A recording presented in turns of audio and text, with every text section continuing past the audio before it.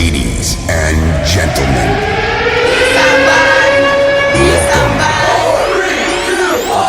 everybody wants the prize, but nobody wants to pay the price. Can they be pushed? Do they have a sense of urgency? Do they want to be great? And then, of course, you look at them and be like, yeah, right. Everybody wants to be on your team when you're on top.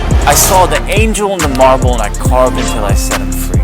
Go be somebody, bro. But the most important part of the Be Somebody journey is the resilience. Welcome to the Be Somebody Podcast, your real and raw destination for all things entrepreneurship, leadership, and culture, with your host, Kash Shaikh, and our CEO and founder of Besomebody Inc. and BSB Group International, Kash Shaikh. Welcome to episode 3 of the Be Somebody Podcast. A special shout out to all of our listeners coming back from episode 1 and 2, and a lot of love to all of our subscribers. I'm your co-host, Kash Shaikh, with our founder and CEO of Besomebody Inc. and BSB Group International, Kash. What's going on, Kash? Welcome. What's going on, man? I see the veins popping out of your forehead. Like it's real right it's now, real. Man. I would fist bump you, but I'll elbow, just do one of these. Yeah, there you go. But man, it's great to be back. Thank you for everybody who's listened to episodes 1 and 2. If you haven't, please do. Yep. So you get a sense of the journey that we've been on here at Be Somebody and BSB for the last 8, 9, 10 years. Wow. But as Vikas mentioned, we're in our new studio. Thanks to our team for building it out. Based on what we projected of the millions and millions of subscribers that we would have on our podcast, we said, like, let's get a studio and an environment that speaks to that size of listenership. Right. You know what I mean? So thank you to the team that set everything up. Very exciting times in some ways because things are going really well. We're really blessed and grateful for the growth that we're having at our company, but also, as everybody knows, everybody listening, very disheartening times as well. When we started shooting this podcast, we shot a lot of interviews with great entrepreneurs, leaders, CEOs. We did a lot of episodes and put a lot in the can because we said when we launch, we want to have like a bunch of stuff already ready to go. Yep. But in the last few weeks, the whole world has changed. Yeah. The world's flipped on its axis. Everything that was normal is abnormal. Everything that was abnormal is normal now. It just seems like another time, another era of being able to even like go to a restaurant, go to a bar. Like the streets are just silent now. Right. Today is March 29th. We're in the midst of social distancing. Most cities, states in the country have adopted new rules and regulations to keep people apart. About 50% of the country is on stay-at-home orders. And because of all that, what we decided to do, and actually, everybody here, hopefully in the room, saw the press conference from the president this morning. They just extended the stay-at-home orders, all the guidelines for another month. And I was honestly hopeful that things would change, but he said another month, and then the doctor got on there and said probably till June 1st we're going to be contending with this. So we're in a whole new world, a whole new environment. And because of that, we decided to pivot our podcast focus from the conversations and the insights and the guests that we had already recorded and that we had planned to do. And Herbie's in the room. And, Herbie, you've been scheduling everybody out for weeks. But we decided to pivot to focus on businesses, entrepreneurs, leaders who are on the front lines of what's happening with coronavirus and who are having to contend with this pandemic in real ways. Yeah. Right? I just sent you guys an email today, like real people, real business, real life. This is happening. One of our clients just had to lay off a third of their company because they're a consumer products company that sold into retailers like Kohl's and Target and places like that. And 50% of the retailers that they sell into have closed down. So they had to, make amends to all their plans and also had to lay off a lot of people. I don't know if we even see the light at the end of the tunnel. I mean, we've heard April 30th before we heard Easter, April 30th, and now June 1st. I mean, it's just getting longer and longer, delayed out. Let me tell you, because and I'm going to look here at my notes because TripAction's CEO said it's slashing benefits, closing offices. Wow. Andreessen Horowitz backed Wonder School. Everyone knows Andreessen Horowitz is the #1 VC firm in the world, a company they back called Wonder School, just laid off 75% of their staff on a Zoom call. Wow. Think about that as a leader, God. having to let people go on a digital online conference call. Wow. SoftBank backed real estate brokerage Compass just slashed 15% of their staff. FlexSpace Unicorn Notel just laid off 30% of their staff and furloughed another 20%. The CEO of AMC Entertainment told hundreds of staff they would be furloughed in a virtual meeting. Hobby Lobby is about to lay off their employees and slash salaries to cut costs in states that have the mandatory closures, which what we said is 50% of the country, right? Bird, everybody knows that the scooter startup Bird laid off 30% of the company. And the big reason is cash in hand for those people listening, entrepreneurs, CEOs, financial people. Cash in hand is so important right now. And, for those of us in the room, at our company, we understand that one of our strategies has been profitability. So when we pivoted in 2016 to focus on our Fortune 500 companies, skills training, culture, and now it's expanded. Yep. I was like, I want to be profitable from day one. And I'm so grateful, man, because if we didn't do that, and if we didn't have the strategy, the business model, the margins that we have, we'd be in a very scary place. Yeah. We'd be like a lot of these companies having to let go of people, but having some cash in hand is so critical right now. Yep. So Kash, you briefly brought it up, in the beginning of the podcast about, us kind of transitioning and pivoting this podcast to be more relevant of the time. So what do you see on the podcast? So what we're going to do is we're going to have Herbie and Alex Henry are working on creating a lineup of leaders, of entrepreneurs, of business people that are on the front lines of this crisis. Awesome. People that had to lay off the majority of their company, people that had to close majority of their stores or businesses, people that are having to pivot their strategies, their plans. Because I think not only are we going to talk about things that are relevant today that we're all reading about and thinking about. I mean, every news article, 50% of news articles on Facebook are coronavirus related. Coronavirus is the number one search term on Google right now, which all makes sense. Yeah. But I think we're going to learn about business strategies and resilience and the type of business acumen and mindset that's necessary to succeed. Yeah. Because some companies aren't going to make it out of this, and it's really sad. Some companies are not. We just had a restaurant here in Cincinnati. There's a couple blocks down. They just announced yesterday that they're closing and they're not opening up again. Yeah, right? It's tough. Jean Robert, right? Yeah. So some companies aren't going to make it out of this, but I hope that most will, especially with the support that the government and the community has given people.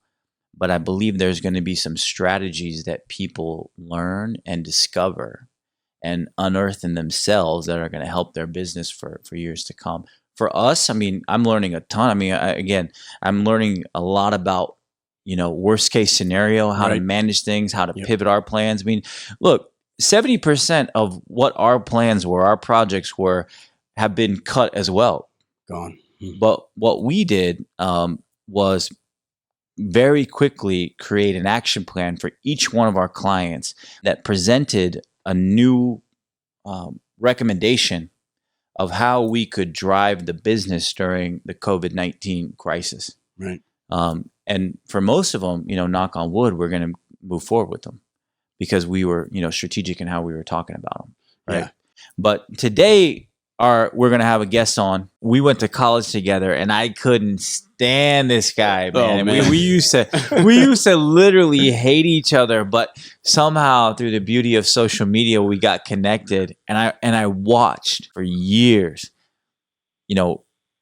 this person, I'm going to say his name, Shawn Rao, build his business, even though I know people didn't believe in him. People didn't think that he could do it.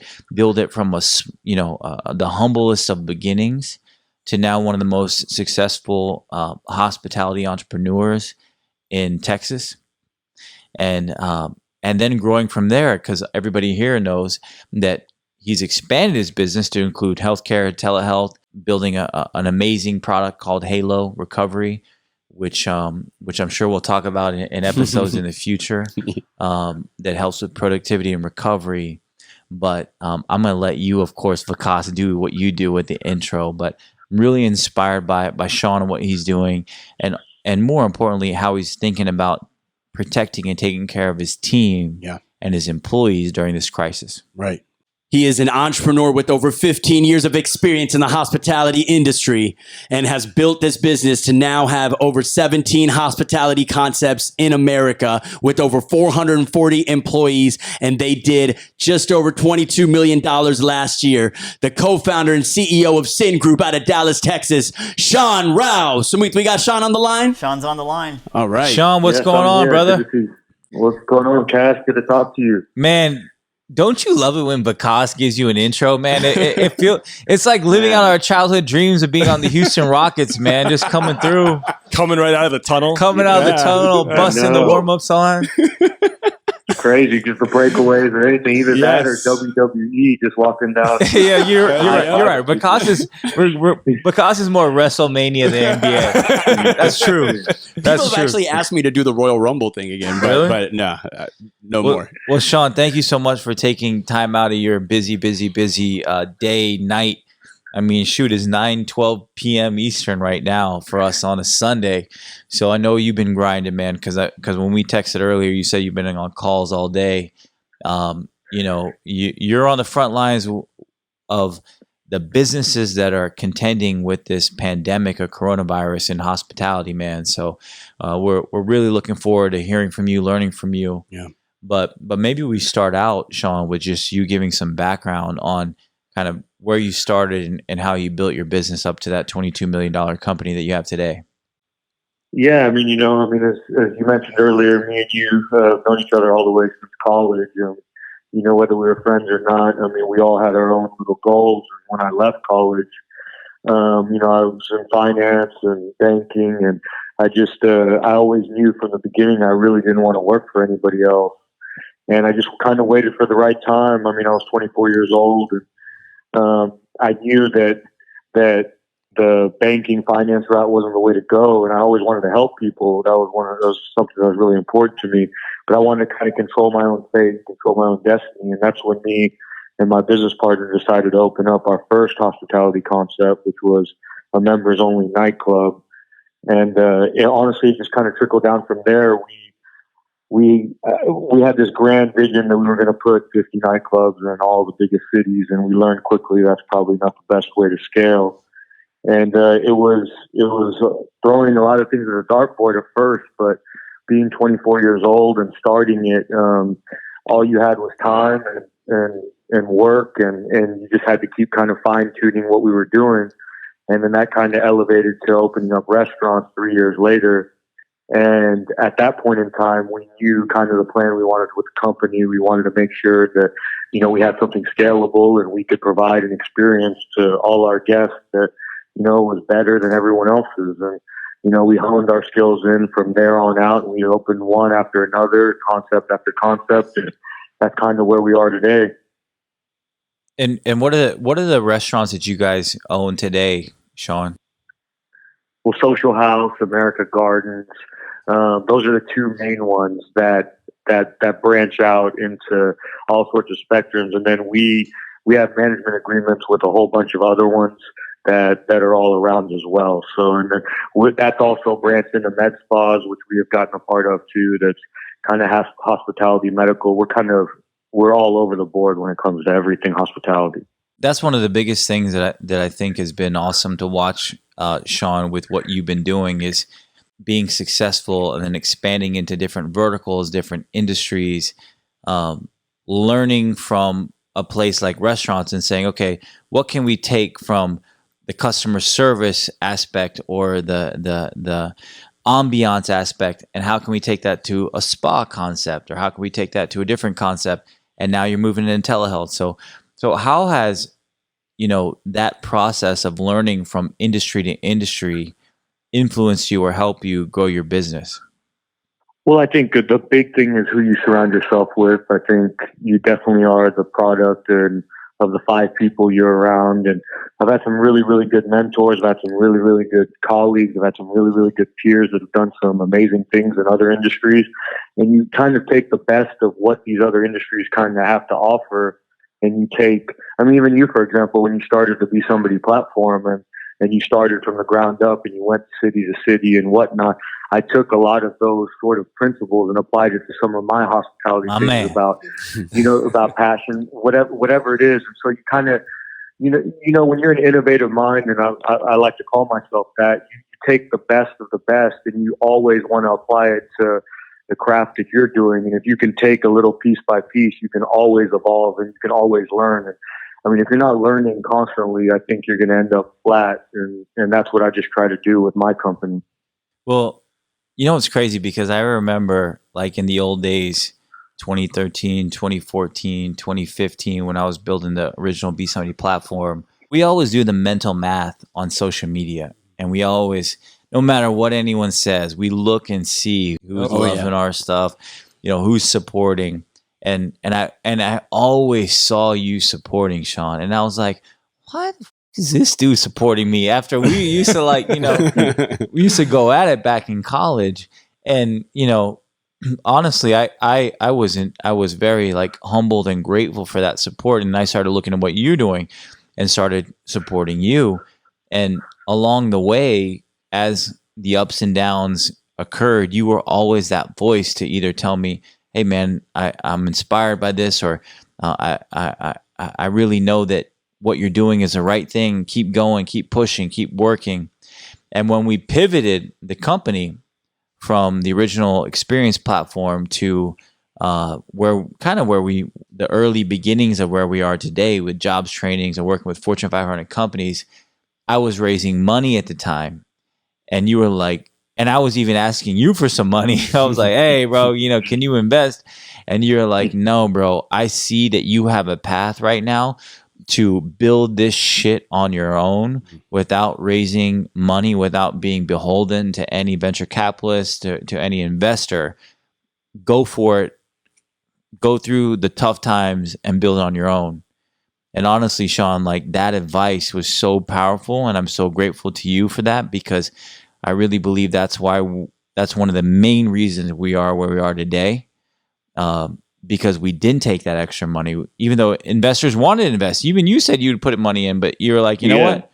Like, don't take my money. Just do this shit on your own. Build it, And it was really powerful. And I think also, like, in any entrepreneur that's listening or that's been part of anything ground up knows that, everyone from the outside only looks at the success and they don't ever see all the hard work and all the bullshit it takes to get to that point and get to a point of where you can actually, have a platform and whatever you do and get taken seriously from a brand standpoint. I mean, we've all been there in the gutter. I've been waiting tables. I've hosted. I've even had to cook a couple of times, which I feel sorry for the people that ate that. But I mean, I hope it was French fries. Yeah. So I mean, we know. So when I started seeing you doing what you're doing, like it's almost like it's vicariously. I know exactly what it takes to get to what it is, and if you don't respect people that put in everything they have to get to where they need to be, then I don't think you should be an entrepreneur or someone that's striving for greatness, because people respect other people that put it all out on the line to make whatever their dreams or passions happen. Right. And that's when because if you're really trying to be great, you don't hate on other people. Right. You actually. That's an insecurity that I don't like. And there's so many people that do it. Yep. Yeah. I mean, you embrace, especially in our community, especially from college. Yeah, from college. And Shawn's a South Asian entrepreneur. I mean, for some reason, we always got brown people on the show. Because of me, but our community. I mean, yeah, there's a lot of hate, and it's crazy. And Shawn, I mean, we're about to get into what you're doing today because it's really relevant. But I think it's a cool story for two people that couldn't stand each other in college. They come from a community that usually hates on people who succeed and other people's success, to come together and say, you know what, man, I respect you. I see what you're doing, and I respect the grind, and I respect the hustle, and I aspire to be that way too. And together we've pushed each other to build, and to build something that matters, and to help people along the way. So, man, I thank you for that, man. I really appreciate it. No, and we're just getting started. That's the fun part about it. So, Shawn, thank you for that background. I mean, I think just hearing you two talk about, from back in the day to now, and the respect that you both have and what you've built, I think that's really powerful. But Shawn, kind of want to get into where you're at today. Obviously everyone knows hospitality and the restaurant industry have been, impacted, decimated, Decimated. I mean, just completely blown away by, the pandemic going on right now. Tell us a little bit about how this has affected you and your companies.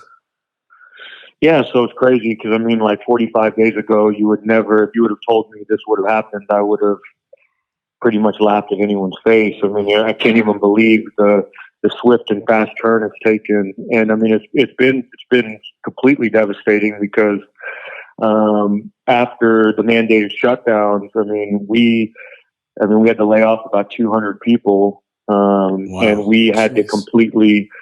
And while 200 people out of about, what was it, 400? So about 440, yeah, right under half, about 40%.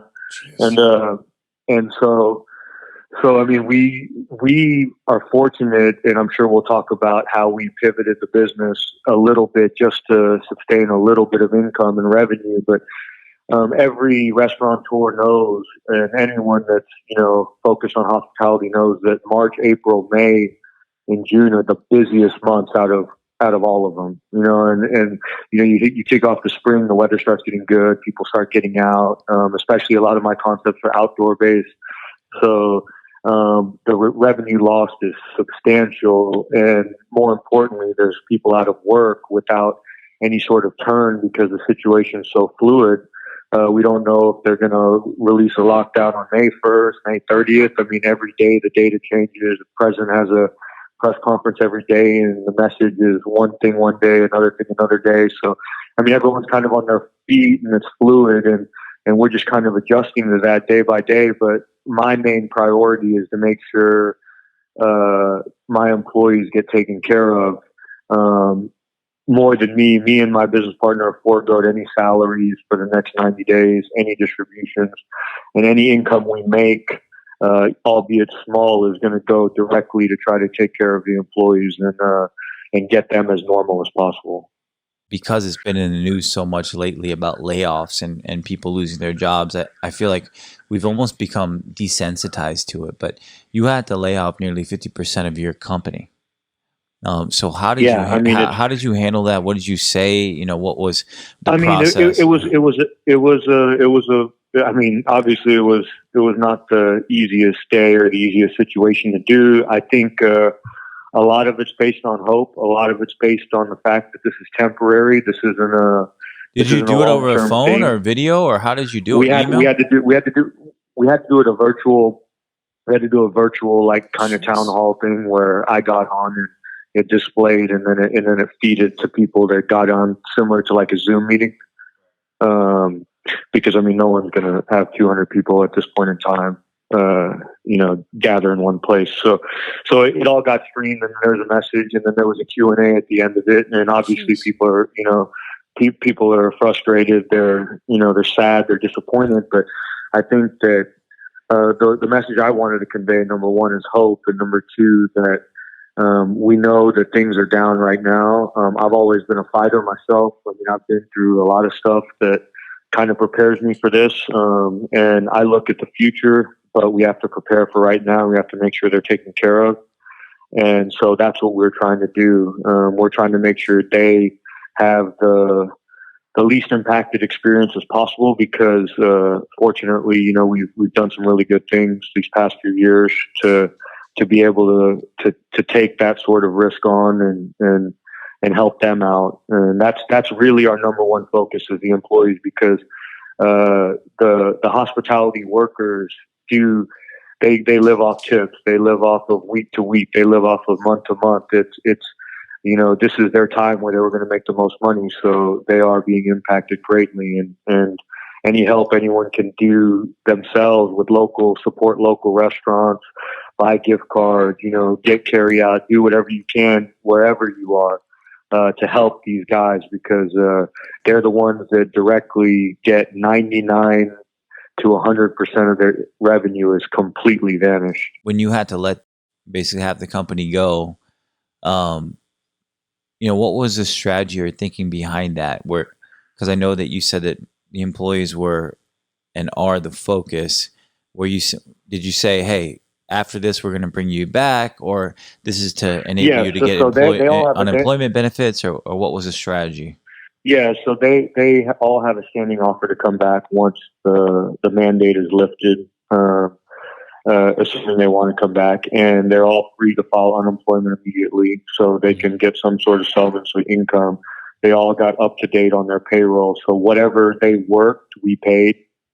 And now which I'm sure we'll go into, is we pivoted some of the businesses where they have the opportunity to work, and the ones that we didn't lay off, and every single dollar that's going to, when we pivoted the business, is going to our managers and whatnot, so they can stay afloat during this time.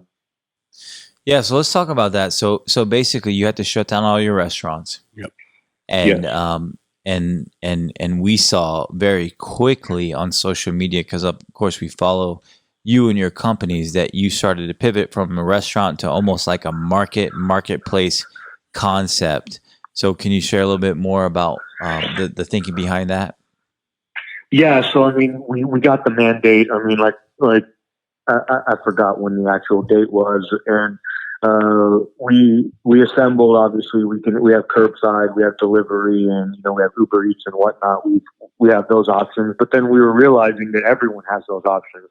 So then we were scouring social media boards, and we realized we had to pivot. I mean, there had to be some sort of pivot to make this even a fringe-worthy concept, to make us sustainable even for our employees or whatnot. So we were looking, and the things we saw most people were complaining about, at least in Texas, is, they would go to the grocery store, but,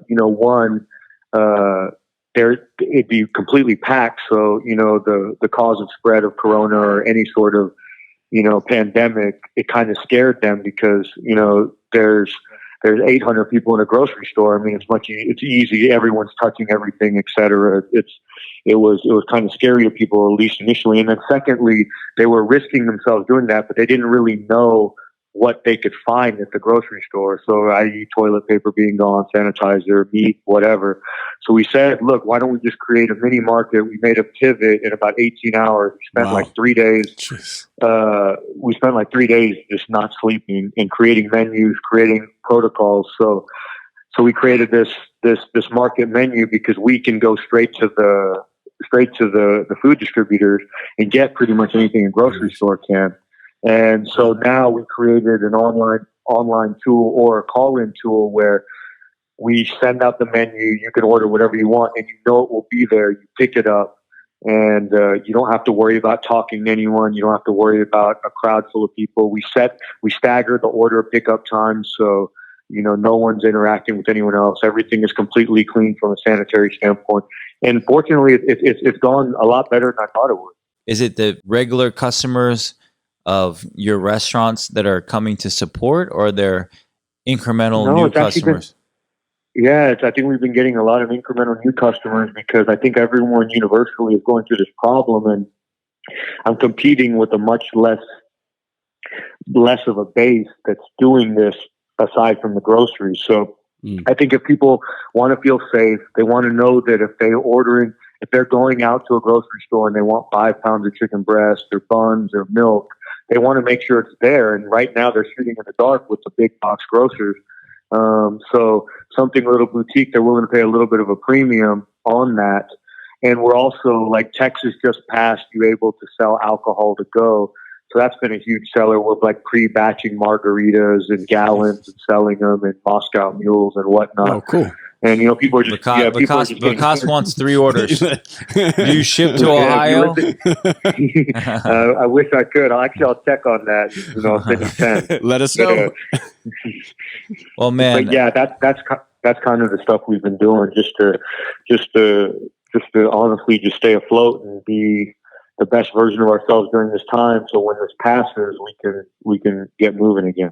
You and your founders, like co-founders, you're not taking salary. So obviously this isn't for you. This is for your team. I think it's awesome, man. But obviously it's not where we thought we'd be, where you'd be in this spring, summer months. What is your thought about the future, Shawn, and kind of what's the plan moving forward? So I think from our company standpoint, we obviously the sooner we can get open, the better. I don't think it's realistic to feel that we are going to be open. The earliest I feel we'll be open is middle of May, and I still think that might be kind of a stretch. I think it's just hunkering down right now and setting policies and procedures in place where, we're going to take a temporary hit, a huge hit, but how can we get out of this better? So the future with our company right now is we're making protocols for kind of a post-corona situation. I fully believe that the sanitary standards are here to stay, and we need to implement that to the fullest level possible. Yep. I think that everyone's going to need some sort of time to get out of their shell and get used to, frankly, people again, because I mean, it's going to be, I don't know if sometimes I'll go to a grocery store with my wife, I can go to CVS to get something for the house. And you don't even want to make eye contact. We were talking about it earlier. I went to PetSmart to get some bones for my 2 dogs, and everyone I looked at, I was like, man, they might have coronavirus. When you think about hospitality, which is all about bringing people together for experiences and to enjoy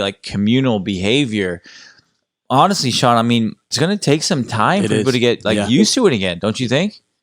I agree. I think there's 2 things that's probably going to happen. I think initially there's going to be the people that, the spring breakers in Florida and all these other people that didn't take it seriously are going to rage immediately. Yeah. I think they're going to rage and they're going to come out, but those are kind of going to be the people that got hit the hardest economically. So then they'll kind of rein back after their first initial rage. But I think the general public, the young professionals, the families and whatnot are going to take the wait and see approach to make sure that what people are saying is true. Right. And when they do that, I think that, we're going to see a different social dynamic. I mean, I think you'll get back to where it should be, but I don't think that's going to be before football season. I think once sports brings a great way of bringing people together in restaurants or whatnot. Once those start normalizing, I think you're going to start seeing people get out. They feel comfortable. Their routines,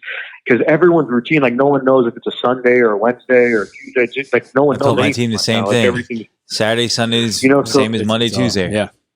Yeah, so once those routines start getting back into play and people start feeling it's normal, and I think frankly leadership from the top down, whatever that message is, has to be consistent. I mean, I think that there has to be a fear that's not there anymore for the general public for it to go back to normal. And if there's always a lingering fear, then the economy, in my understanding, from a hospitality standpoint, is gonna suffer. I mean, people have to be able to want to get on that flight. They have to want to be able to take that trip. They have to be able to want to go on that bachelorette party. If they don't want to do that, then that's going to have rippling effects on everything. Because then your dynamic changes, your behavior changes. So now, are we going to have a hermit society, or are we going to go back to normal? And I think that's all a stepping stone. That it's going to be frankly fascinating to watch. What do you think? I mean, what do you think? Do you think that people are going to go back? Biased. I'm biased, obviously, but I think that I think people are going to go back. I think what happens is in everything. I try to take smaller examples and not something big about what happens. Kind of when you and this may not be the best analogy, but if you almost get into a car accident, you become really alert for a little while, but then you kind of just go back into your ways and kind of get comfortable. Or if in marriage, you want to impress your wife in the beginning, and then you start kind of going back to your ways. But I mean, what I'm saying is I think people are they're social creatures. We want to be socially interactive. We want to share that. feelings with people. We want to have those first dates. We want to share a meal. We want to share a glass of wine, a great dessert. We want to be able to watch games with our friends, not cooped up in our house. So I think it will eventually get there. But the key part, because we've been fortunate enough to have a pretty big company where we can kind of take the punches and blows. But a lot of these mom and pops, I mean, even not me, but if I highly suggest a lot of people that the localist of the local restaurants where the husband and wife are working, or, it's a family. These are the guys that need the help the most because they can't withstand what's about to happen. Yeah, for my family, that's what we've been trying to do a couple times a week, like hitting those local places, that are mom and pop, that the owners, the husband, wife are risking everything, number one, to be in there, to even be open and serving food, but, trying to keep them alive because they don't have the cash to keep it open. They physically can't. For is it 2 weeks? Do they need 2 months? You don't know. Right. Well, I think one of the sorry, Shawn, I think one of the, and I'm sure this will be a theme as we talk to people that are on the front lines of this, and as we experience it together. And I wrote about it in a social media post that, I really think that this, hopefully, the silver lining of all this is that it's an opportunity for all of us to come together, to appreciate each other, and to support each other, right? Because, a lot of things that we took for granted before, we're not able to interact with anymore. Yep. And then we see people that we used to walk by all the time, and we never thought about that person and that couple and that family is working their ass off to build that little restaurant, on the corner. And now we know that, the patronage that we share, the business that we give, really makes a difference. Yep. And I think that I'm hopeful, Shawn, that we'll come to a better understanding of how we're all connected and how we're all helping each other grow. Yeah, I mean, I think taking the point of taking things for granted, I think everyone can learn from this sort of incident about taking things for granted. I mean, just even going out to do anything. I mean, that the most simplest of actions have been taken away.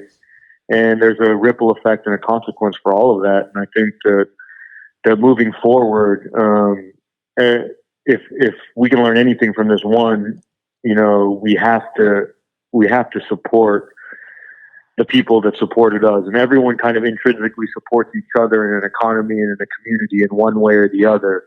And how that happens is now being more prevalent than ever when people get things stripped away from them. And that's why I just encourage everyone now, my employees, everyone else, it's just that people are really getting affected by this, not only from a health standpoint, but from an economic standpoint, and being on the front lines of it and seeing just decimate families and decimate people. That's the scariest thing to me out of all of this. And, right.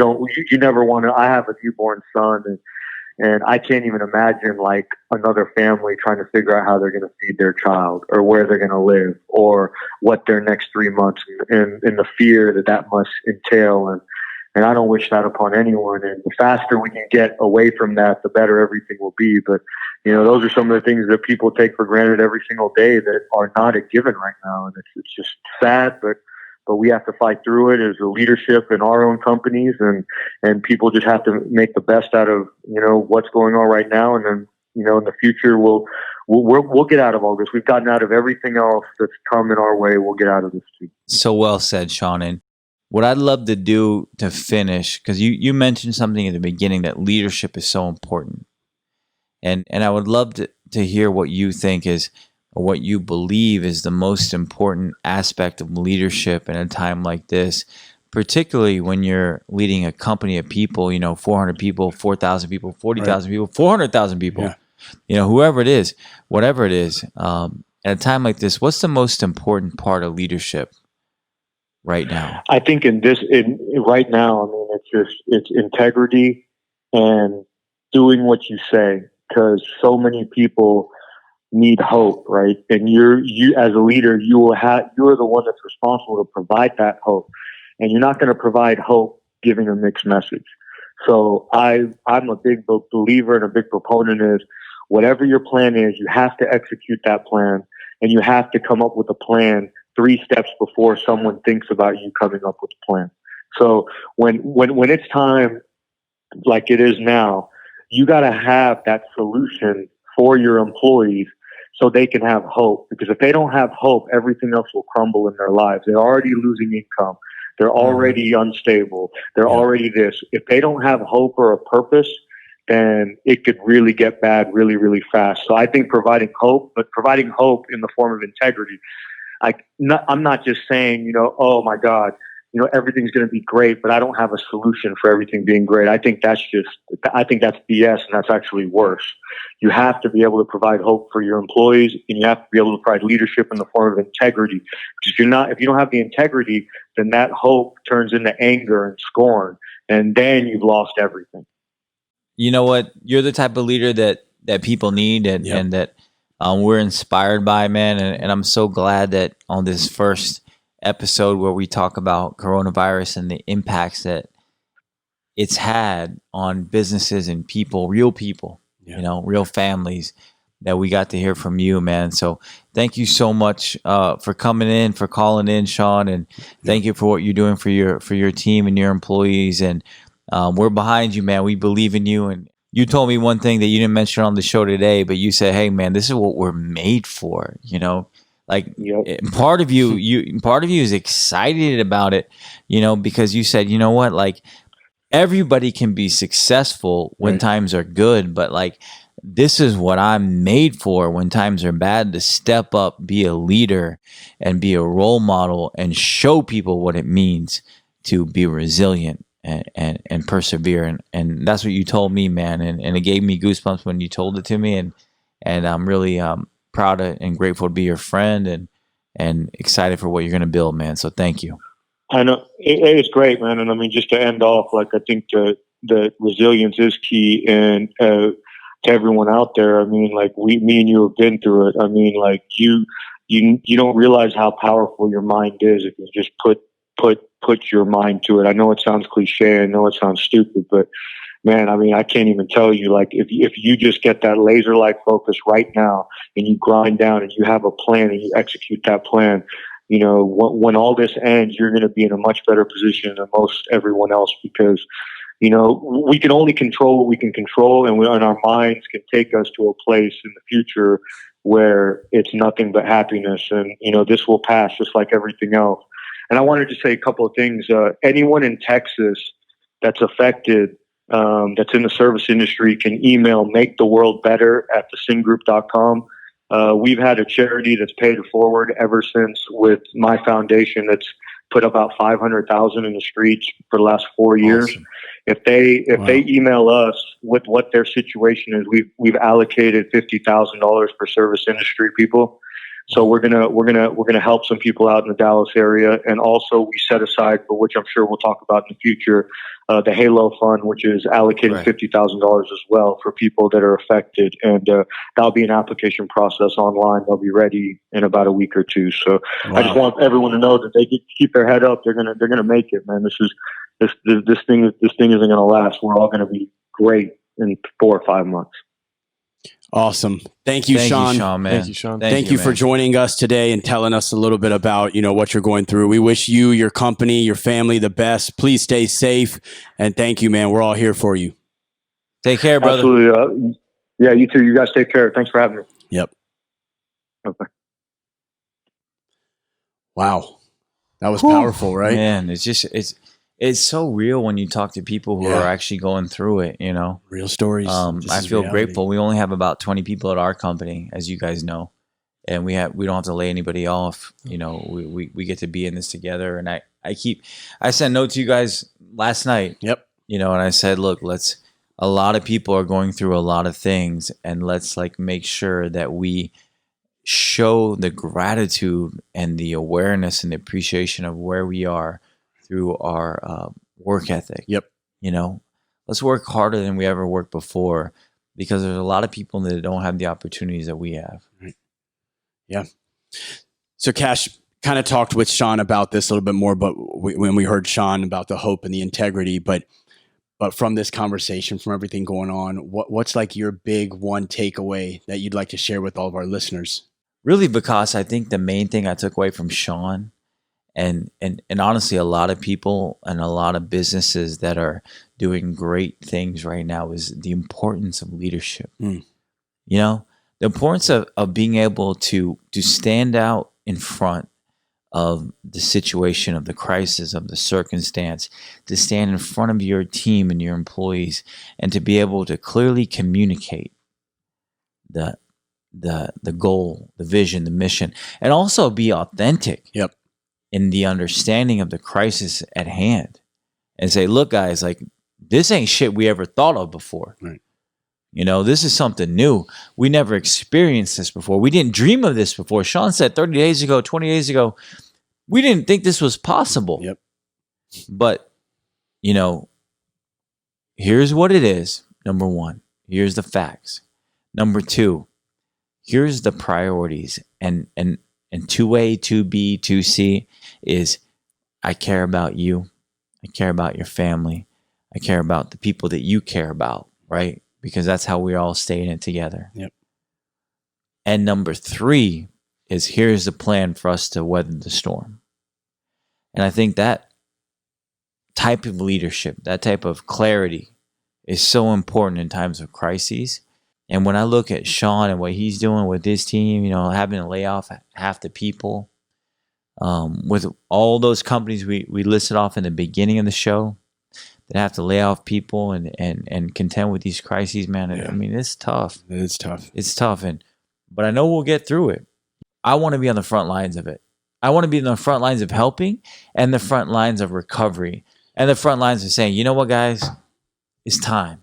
It's time to bring this back together, bring us all back together, live life like we know that we could, we should, but with a heightened understanding of the important things. Awesome. Thank you, Kash. Thank you, team. Thank you, Shawn. Thank you, everyone, for listening to the Be Somebody podcast. Check out all of our episodes on besomebody.com, and don't forget to subscribe on all of the major podcast streaming platforms. We out.